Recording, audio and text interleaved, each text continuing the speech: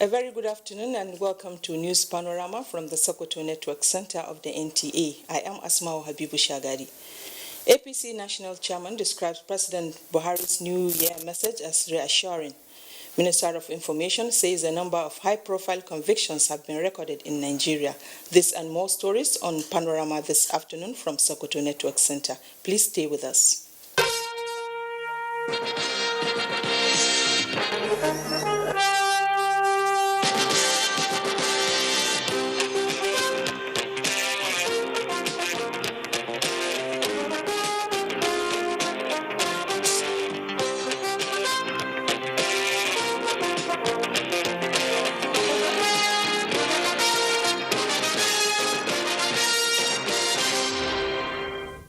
The national chairman of APC, Adams Oshiomhole, has described the New Year message by President Muhammadu Buhari to Nigerians as not only significant but reassuring that the nation's upward trajectory for sustainable future is no fluke. Mr. Oshiomhole stated this after leading some members of the National Working Committee of the party to an audience with the president. State House correspondent Adamu Sambo has the report.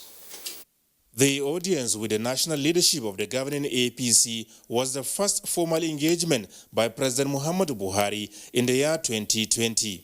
The APC chieftains were in the State House to show appreciation to the Nigerian leader for ushering the nation into the new year and new decade with renewed hope for a better Nigeria, as contained in his first formal letter to his countrymen. The responsibility of every leadership is to inspire hope, explaining periodically what he is doing, what he's going to do differently, and what he hopes to accomplish within a given time.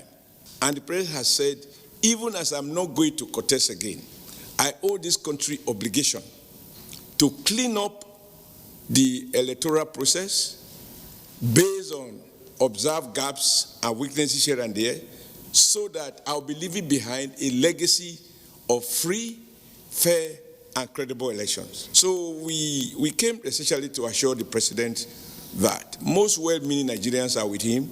They appreciate the hope, and the challenge now is to work hard to ensure that all of those promises that he has made, he will deliver in 2020, that we keep our word, because our word must be our bond with the people of Nigeria in our shared commitment to take Nigeria to the next level. All members of APC, rank and file and leadership level, must find time to reflect and contribute ideas on how to ensure that by this time, 2021, we will be able to look back and say, President said, I will deliver on X, Y, Z. At the end of the day, he did. And then we have a message for 2021. The APC national chairman used the opportunity to commend President Buhari for his courage to put Nigeria first before any other sentiment in the execution of his mandate. Consistently under this president, people are now used to going for Christmas without having to worry whether or not there is petroleum products in the market. I also think that we ought to celebrate the fact that we are able to celebrate Christmas and New Year, and people have rice everywhere that were not imported from other countries. Nigerian-made rice. Mr. Oshiomhole, who presented a season's greeting card to the president, reassured the nation that in the year 2020, the governing APC will not only be stronger, but more coherent and peaceful. From the State House, Adamu Sambu, NTA News. The federal government's anti-corruption crusade is steadily gaining momentum as a number of high-profile convictions have been recorded. This was contained in a brief by Information and Culture Minister Lai Mohammed. Anthony Forson reports. The Economic and Financial Crimes Commission, EFCC, the Information and Culture Minister Lai Mohammed said it secured 890 convictions, standing as the highest anywhere in the world. This is against 2015 103 convictions, 2016 189 convictions, 2017 190 convictions, and 2018 202. The high rate of convictions in 2019 is in addition to the billions of naira in looted funds that have been recovered by the EFCC. On its part, the Independent Corrupt Practices Commission (ICPC) has launched a novel project of tracking the huge resources allocated to constituency projects over the years, starting with the education and health sectors, a move the minister stressed has forced contractors back to project sites they had abandoned. While the Wahala Day app, a one-stop shop for daily information from ICPC and for Nigerians to report acts of corruption, has also been launched by the commission.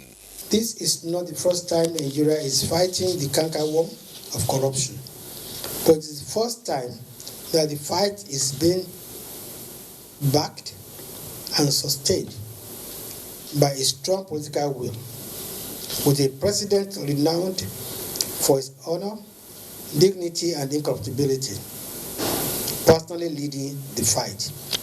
And that is making all the difference. I've also said that while the war against corruption is still a war in progress, it is also fair to say that corruption has now been driven under the table and that the corrupt ones can no longer flaunt the process of their corruption the way they used to do in the past. On security, Lai Mohammed reiterated that the gallantry of the nation's men and women in uniform was stepped up in the fight against insurgency, despite the fact that they are fighting the rump of Boko Haram as well as ISWAP. It is important that we as citizens do not say or do anything to demoralize the gallant troops who are fighting to keep us safe. Let us remember them in our prayers and give them our support always, rather than sniping at them. Terrorism is not just a Nigerian problem. It's a global problem. It has global ramifications. The ongoing border drill, the minister said, is undoubtedly one of the boldest decisions ever taken by any administration in Nigeria as part of measures to secure the nation's land and marine borders. For clarity, the ECOWAS Protocol on Transit demands that when a transit container berths at a seaport, the receiving country is mandated to escort same without tampering with the seals to the border of the destination country. Unfortunately, experience has shown that our neighbors do not comply with this protocol. Critical infrastructure on its part, the minister said, this administration has remained consistent in terms of developing the sector. Lai Mohammed added that most heartwarming is the signing into law the amended Deep Offshore Act by President Muhammadu Buhari. With the year 2019 remaining as a momentous year, the President Muhammadu Buhari-led administration has indeed taken Nigeria closer to the next level target. Anthony Forson, NTA News. Although 2019 was an election year, the business of governance and implementation of policies and programs of the federal government did not suffer neglect, unlike the case in previous general election years. Mitari Ikpen gives us the highlight of the activities of the Office of the Secretary to the Government of the Federation in 2019. The reappointment of Boss Mustafa as Secretary to the Government of the Federation set in motion continuation of activities in the presidency and consolidation of the next level agenda.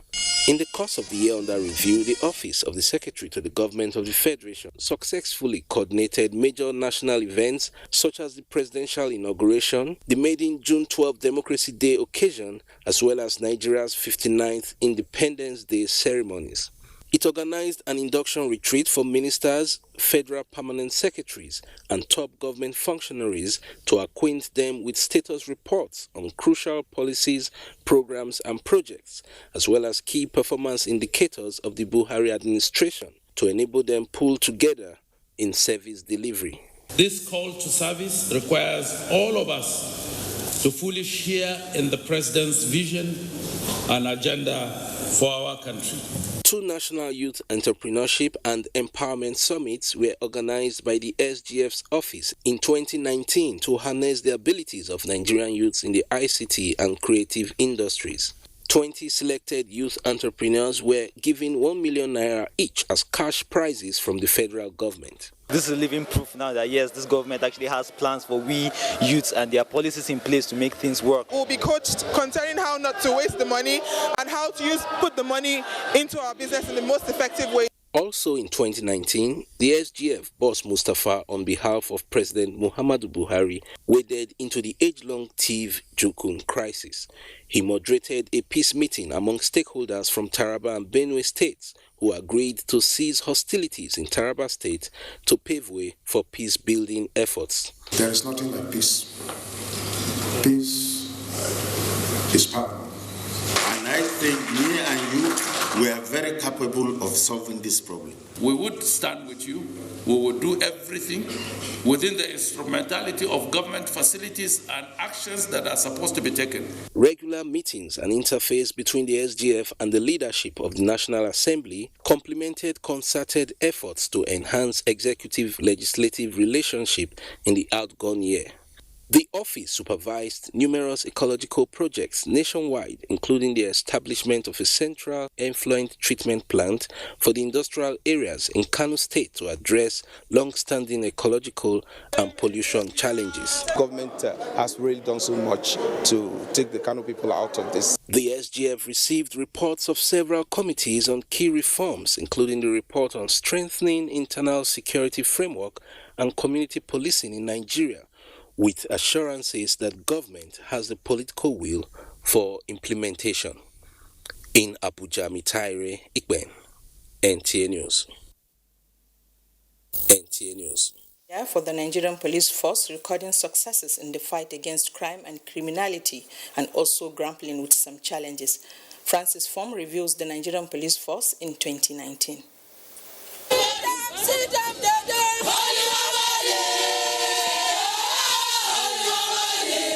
The Nigeria Police Force started the year with Ibrahim Potun Idris as the IGP. But barely a fortnight into the year, Mohammed Adamu took over on the 16th of January 2019. It was a time Nigeria was not only preparing for general election, but also grappling with the internal security challenges of threats of kidnapping, armed robbery, banditry, and communal violence across many parts of the country. Operation Puff Adder was launched in April as an operational intervention blueprint to stabilize the internal security space. Abuja-Kaduna Expressway was completely unpassable when we came.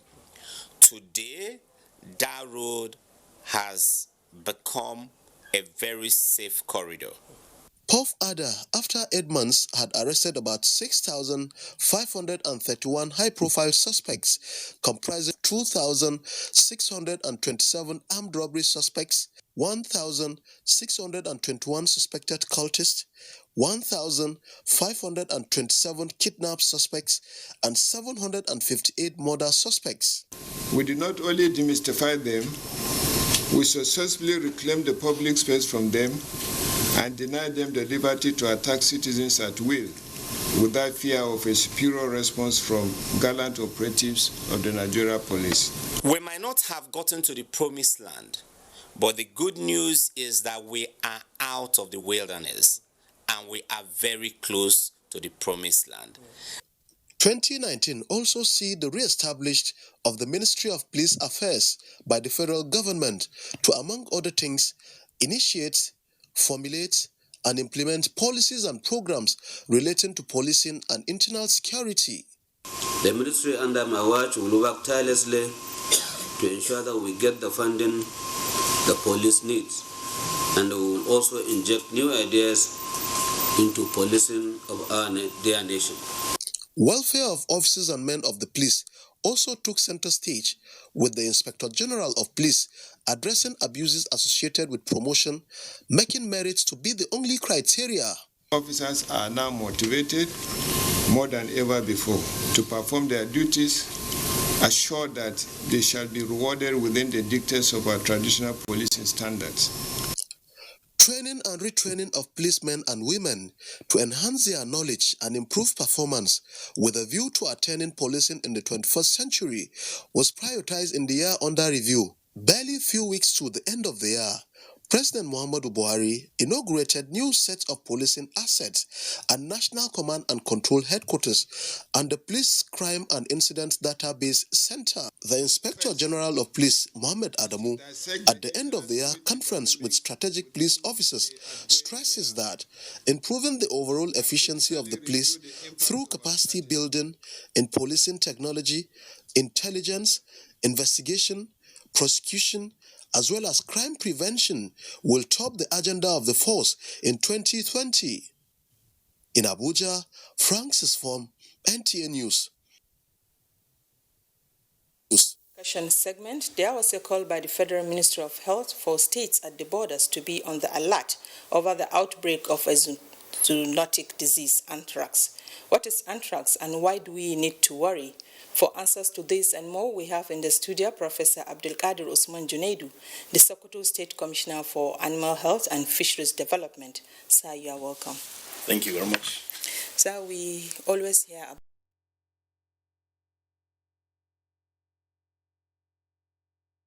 called Bacillus anthracis. It is a disease that affects cattle, sheep, goats, horses, wildlife, and human beings. It is a disease that is a very big challenge to livestock industry and also humans because we have about 1.1 billion livestock that are actually in areas where this organism exists, that is Bacillus anthracis, and about 1.68 billion people living in those areas, while about 68 million animals or livestock are at risk in these areas. So it's a serious disease that requires adequate and prompt attention by all and sundry. Okay, so how dangerous is anthrax?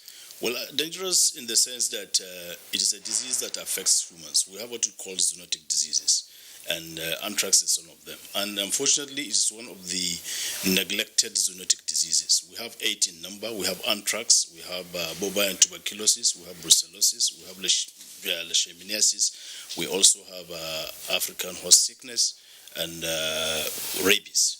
These are diseases that are neglected because they are not only in rural areas and also in developing countries, but at the same time they are given the opportunity to survive, that is the organism to survive because of the conditions where these animals exist.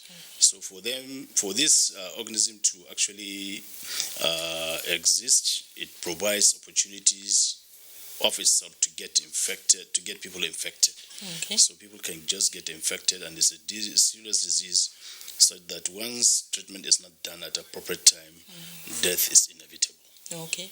So do we have a reason to worry in Nigeria about anthrax? Well, we have serious reasons to worry because we are in a country where even disease reporting is not adequately done. Disease surveillance is also not taken very with the seriousness it deserves, though we have seen some level of improvement. So because of our interaction with our livestock, it is important that we take disease to be a very serious one, because there are many instances where you can get this disease either through contact with animals, through soil, even through the meat we consume in the abattoir, or the interactions we have through spores. This is actually why it is very serious, because it's a disease that can be divided into various forms. We have what we call the cutaneous form that affects the skin. We have the gastrointestinal form, which you can get through eating of contaminated materials. These can also be divided into pharyngeal and gastrointestinal, where the larynx, that is where your respiratory system is, and it gets it affected. We also have the inhalational form, and which you now inhale spores of this organism, and once it gets to that, there is every chance that one will have some respiratory problems, including dyspnea and fever, development of some stiffness of the neck, at the same time also edema, and then eventual death if action is not being taken. Okay. Doctor, you have mentioned some of the symptoms, but I would like you to shed more light on the causes and mode of transmission. Yeah, most of the mode of transmission involve on the case of animals, the soil is the primary source of infection because it can survive in the soil for almost 10 years. In some instances, in some cities, has been reported to survive in some areas of up to 70 years. So once the vegetation there is contaminated through the soil and the pasture there is being consumed by these animals, and it gets to where they are going to even drink water, there is every likelihood that once other animals comes into that place, they get infected through the consumption of such vegetations, at the same time the consumption of such water.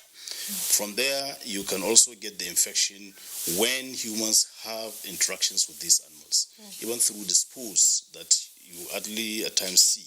You inhale them and it gets into your lungs and you will now start developing some problems. Unfortunately, some of these diseases mimic malaria or typhoid. So unless when you have proper diagnosis, you're not likely going to be treated as you should be because of lack of either the experience or lack of diagnostic resources. You can also get this disease through consumption of contaminated meat, at the same time other products of animals, or even through the wool, that is the skin of the animal. And that's why it is also at times called wool sorter's disease.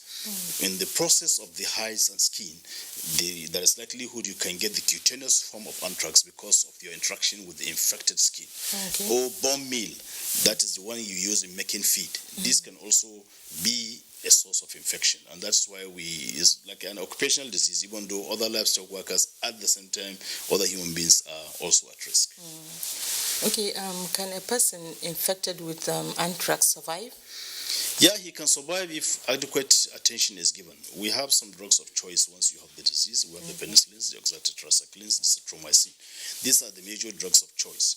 But if adequate care is not taken, one is likely going to die because before you said that you start exhibiting certain clinical signs. Actually, the incubation period is about 1 to 20 days.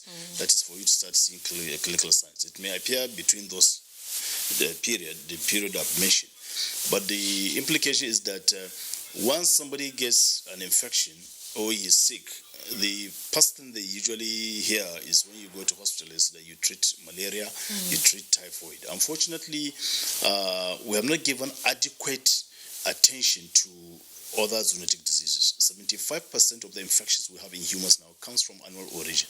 And that is the main importance of giving animal diseases also the required attention they deserve, especially in our various human hospitals and other hospitals, specialists and teaching hospitals, because that's the only way we can be able to make adequate diagnosis, at the same time include them as part of the differentials. Otherwise, we'll just be treating diseases with different drugs, making people becoming resistant to some of these drugs of malaria, typhoid, and other similar malaria or similar fever cases. At the same time, neglecting other diseases and people dying from these diseases, and trying to also make sure that things are not done adequately. Okay, doctor, how available and affordable is the treatment? The treatment is available. For instance, in Sokoto State, we have adequate drugs to treat our animals.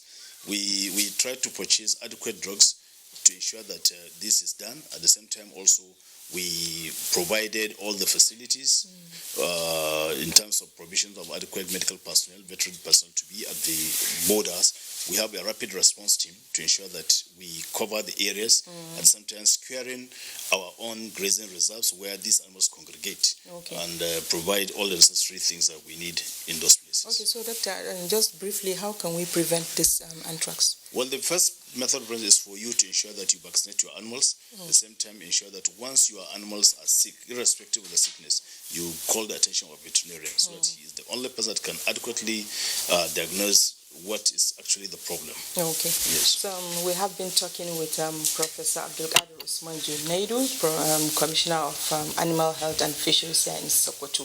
We thank you so much for being on the show. You're welcome. In continuation of efforts to achieve a lasting solution to the security challenges in Zamfara State, heads of security agencies in the state have ushered in the new year with a peace-building engagement in Shinkafi Emirate. The meeting held at the Emir's Palace was attended by representatives of all stakeholders in the peace process. Salamatu Umar has the report. Meeting is a follow-up to series of peace-building engagements already started under the leadership of the Zamfara State Commissioner of Police, with a view to consolidating on the success so far recorded by the peace initiative. Participants at the meeting includes representatives of Hausa Fulani communities as well as religious and traditional leaders. The deliberations largely centered on some grievances occasioned by the recent cases of farmers-herders conflicts in the area. Representatives of the warring parties were given equal opportunity to voice out their grievances and to lodge complaints to the peace committee, while farmers accused the Fulani herders of encroaching their farmlands. The Fulani said the government is yet to provide them with dams as part of the terms and conditions of the peace accord. People freely express their grievances, and those grievances will be taken to the appropriate authority for redress. The special advisor to Zamfara State Governor on Conflicts Resolution, Alhaji Abdurrahman Bala, said the state government is committed to address all the lingering issues and charged people in the area to remain supportive of the peace initiative. Earlier, the Emir of Shinkafi, Alhaji Muhammad Makwashi Isa, spoke on the positive impacts of the peace accord in the emirate and assured that all traditional rulers in his domain will continue to champion the cause of consolidating on the feats achieved so far. From Gusau, Salamat Umar Abdullahi, NTA News. It's on Panorama this afternoon. Thanks for staying with us. Good afternoon. Good afternoon.